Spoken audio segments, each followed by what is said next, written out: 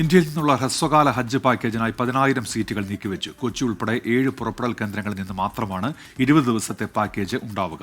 Online ഹജ്ജ് അപേക്ഷകൾ ഈ മാസം അവസാനം വരെ സ്വീകരിക്കും. ഇന്ത്യൻ ഹജ്ജ് കമ്മിറ്റി കഴിഞ്ഞ ദിവസം പ്രസിദ്ധീകരിച്ച പുതിയ ഹജ്ജ് നയത്തിലാണ് 20 ദിവസത്തെ ഹജ്ജ് പാക്കേജുമായി ബന്ധപ്പെട്ട വിശദാംശങ്ങളുള്ളത്. 40-45 ദിവസത്തെ നിലവിലുള്ള പാക്കേജിന് പുറമെയാണ് 20 ദിവസത്തെ പാക്കേജ് കൂടി ഉൾപ്പെടുത്തിയത്. 10,000 സീറ്റാണ് അടുത്ത ഹജ്ജ് മുതൽ ആരംഭിക്കുന്ന പുതിയ പാക്കേജിനായി നീക്കിവച്ചിരിക്കുന്നത്. അപേക്ഷകരുടെ എണ്ണം കൂടിയാൽ കൂടുതൽ സീറ്റുകൾ അനുവദിക്കുമെന്നാണ് സൂചന. കൊച്ചി, ഡൽഹി, മുംബൈ, ബംഗളൂരു, ചെന്നൈ, ഹൈദരാബാദ്, അഹമ്മദാബാദ് എന്നീ 7 വിമാനത്താവളങ്ങളിൽ നിന്ന് മാത്രമാണ് പുതിയ പാക്കേജിലെ സർവീസ് ഉണ്ടാകുക. മറ്റു പാക്കേജുകളുടെ അതേ നിരക്ക് തന്നെയാണ് 20 ദിവസത്തെ പാക്കേജിനും ഈടാക്കുക. എന്നാൽ പുതിയ പാക്കേജിൽ തീർത്ഥാടകർക്ക് കൂടുതൽ സൗകര്യങ്ങൾ ഏർപ്പെടുത്തും. താമസിയാതെ ഇന്ത്യയും സൗദിയും തമ്മിലുള്ള ഹജ്ജ് കരാർ ഒപ്പുവെക്കുന്നതോടെ ഇന്ത്യയുടെ അടുത്ത വർഷത്തെ ഹജ്ജ് ക്വാട്ട എത്രയെന്ന് വ്യക്തമാകും. 1,75,000 നിലവിലുള്ള ക്വാട്ട.